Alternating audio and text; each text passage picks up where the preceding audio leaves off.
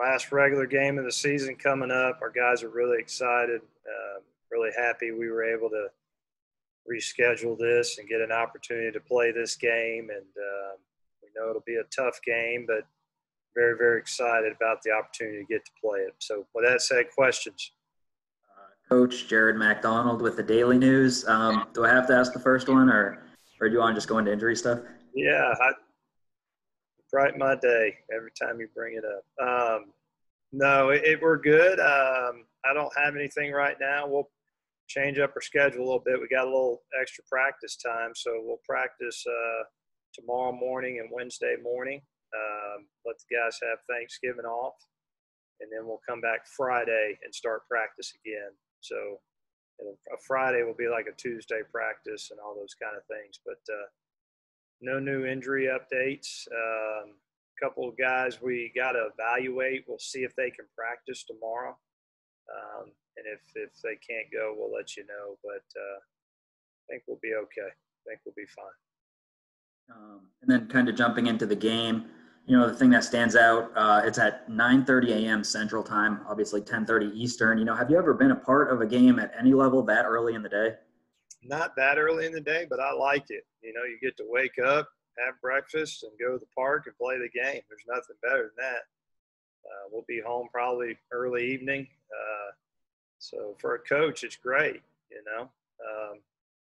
but it's good. We're just happy to have the opportunity to play more than anything. And if we get to play the game, which I'm sure we will, it's 11-game season for us. That's pretty good accomplishment in this COVID world we're living in. So to be honest with you, that's a big accomplishment. So I've been really proud of our administration, our players, our coaches, how we've handled and navigated through everything. I think big hats off to Todd Stewart and our training staff and President Caboni and everybody that was a part of it. They were fantastic to get to that final game and to not have to miss a game. That says a lot about us in Western Kentucky. Didn't have an issue with the early game. You kind of liked it, but is there any concern with the players being up for a game like that? I don't think so. We'll try to do our best a couple days leading into it, get them up early, get on the routine. I think they'll be happy to go ahead and get up and go play a game and those kind of things. So I don't see it being much of a distraction, to be honest with you. Coach, Matthew Hargrove here with the College Heights Herald. You said it all last week that you guys have been thinking about a possible bowl game to end the year, and with Saturday's win, you might be one win away from that objective. How do you keep your guys focused heading to a must-win game going into that last week of the season? Well, I just think it's that. I think it's the motivation that you have that, number one, you want to win the last game and play as good as you can play for the team to get that win. Those kind of scenarios are out of our hands, whether, let's say we win, whether we go to a bowl game or not, that's totally out of our hands. What we get to control, though, we need to control. And that's going to Charlotte and winning that game. And then we'll see from there. I think our guys are just motivated to go play at Charlotte, get that last win, in this regular season on a 3-game winning streak. I know Charlotte will be really excited to play. They've been off for a little bit, so they'll be highly motivated. They're a really good football team, so it's going to be a tough game for us. So there's a lot of motivation there just to go get that win, and then we'll see what happens after that. And then obviously with the game being pushed back to Tuesday, do you see that little amount of extra days as a significant amount of time to get better prepared for Charlotte? Yeah, I think it's a good bonus for us. We haven't had any mishaps as far as missing games or practices, so we're able to gain a couple practices, and so it just gives you that much more preparation to get ready for them. And so I look at it as a good thing. Coach Jared McDonald with the Daily News. To kind of go off of Matthew's first question, in a normal season, going into the last game, pretty much whether you're going to play another game or not, or you'll know the next day where you're going to be. In a season like this, where there's still going to be games going on weeks after regular season games, what is the plan for after this game in terms of continuing practice and all that stuff? Well, we'll have to see. big thing for us right after is we're in finals week the following week. So academics is extremely important. So our guys will be focused on that. We'll give them time to do that. That'll be our number one priority. We'll keep our workouts going through that time. Hopefully by that time, we have a little more cleaner picture about where we stand and all those kind of things. And, this is a different year. You don't know what's going to happen. So you got to stay ready for anything at all times. And so we'll be ready for whatever comes our way. And, but even after Charlotte, there's a lot for our guys to do, for our staff to do. Recruiting's huge. We'll have early signing period coming up. We'll see where that goes. A little different year for us. So, how many guys we sign, or we wait longer to sign them in the second signing period. We'll see that, but definitely it'll be really, really busy right after that Charlotte game for sure. With Charlotte, I guess just a quick early look at them, plenty of time to prepare, but what's the early scouting report on those guys? From what I know, they've been off, so they've had a little time off. Really good football team. Their offense is very creative, a lot of shifts, motions. I really like the quarterback. He can kind of do it all. He's a savvy guy, can run with it. He's got a good arm. They got good skill players, that they're used to scoring. They got good solid defense, got good pass rushers. They'll be fresh coming off a break, we actually last year when we played them, just my experience from last year, I thought they were a good football team. And after they played us, they went on a run. I think they won 5 in a row, and rightly so, because they were very capable of doing that. So we'll have to play our best for sure in that game, but excited to have the opportunity to do that and hopefully finish off on a winning note.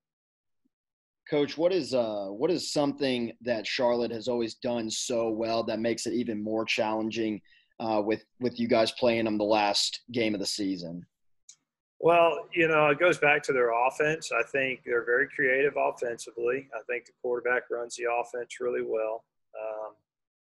I think they give defenses a hard time with what they do.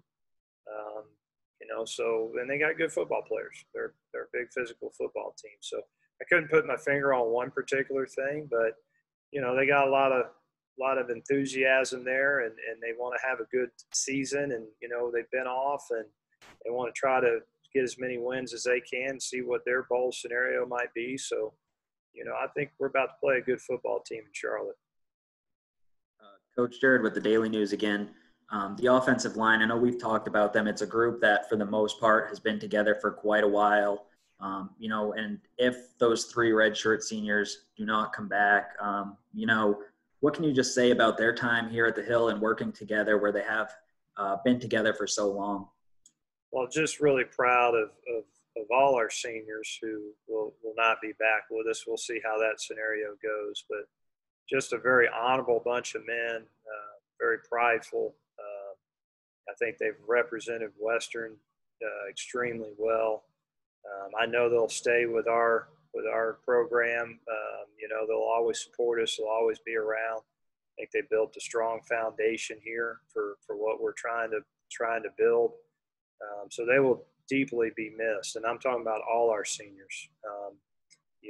As far as our offensive line, those guys kind of hold down the fort for us. They're yes sir men, and they kind of blue collar, hard hat, and great guys. And I'm definitely going to miss them. But I hope they walk in my office and say, hey, I'm coming back one more time. That's what I hope they say. But I got to also deal in reality that, a good portion of them will probably hang it up. They've played a lot of football, so they're ready to move on with their lives. And it sounds like some of them have some pretty good plans, so I'm excited for them too. Coach Hunter Smith with WKU, against last week you guys were finally able to really kind of shake off some of those red zone issues that had plagued you for most of the season. What did you see from your team that really played into that, and what do you need to do this week against Charlotte to continue? We just need to replicate it again against Charlotte. I felt like it was really the first time this year offensively we were able to find that rhythm and finish drives. And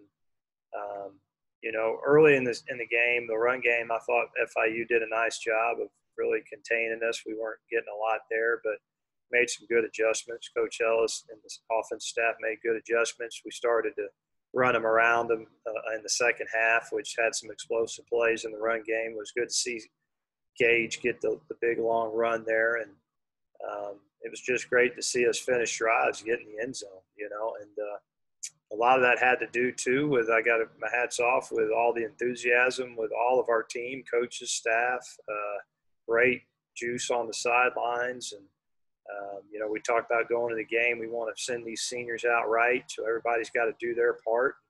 I think everybody embraced that. And, we got to carry that into Charlotte. We're going to be on the road and it's going to be a tough environment, early game. We got to carry that juice, that mojo into Charlotte and just replicate it again. Love defensive touchdowns. That was great to see. We've been talking so much about it.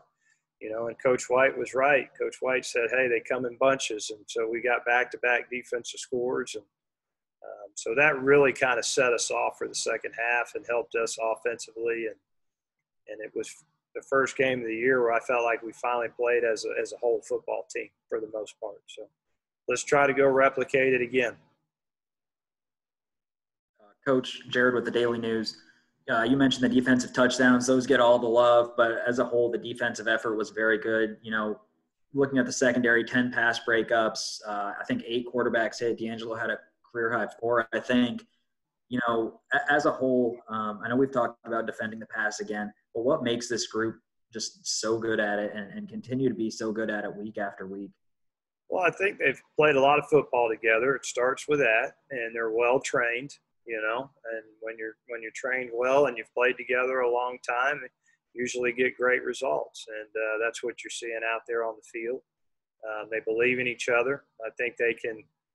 They know how each person thinks. They know how they're going to react, and so that helps. And they're very, very smart guys, so they're able to adjust very easily to what we try to do when we make adjustments. So that's a good thing. A lot of times when you coach younger players, it's hard to make adjustments. You got to kind of keep it simple for them, but we don't have to do that with this group. They're a bunch of smart men, played a lot of football, and they know what we need to do when we make adjustments. So, all those things add up to the high production that you're seeing right now. And just real quick, is Kyle Bailey going to be playing on Tuesday? Yeah, Kyle should be back with us. He wasn't available for this game, but should be available for the Charlotte game.